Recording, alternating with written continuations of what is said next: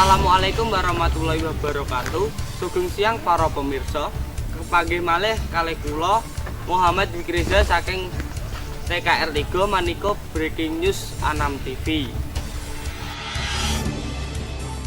Kawarta dening menika saking Dusun Margorjo Kabupaten Pati Jawa Tengah dumadi kecelakaan tanggal 12 Juli 2017 dina Setu. Kecelakaan ing ngalibatke montor Avanza lan truk barang ning dalan Pati Kudus kilometer 2 Kecamatan Margorjo Kabupaten Pati Jawa Tengah ngakibatke siji korban meninggal dunia.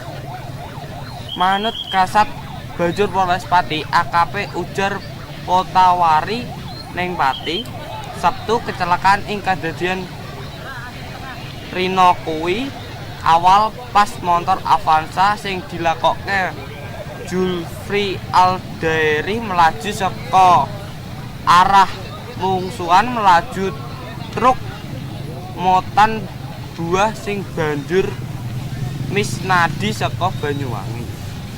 Pamburine sambung dheweke kecelakaan ora terhindar nganti ngakibatke supir Avanza sedo. Sementara papat penumpang ana sing ngalami tatu enteng lan abot.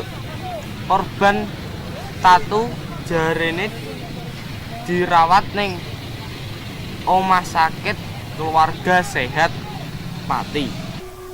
Kepapat penumpang iku yaiku Siti Fatimah, Rifat, Zulfikar, Rizky Nuga, Farhan Nugroho sing nganti tatu abot. Sekian saking Breaking News Anam TV. Kula Muhammad Wikreza pamit undur diri. Sugeng siang. Wassalamualaikum warahmatullahi wabarakatuh.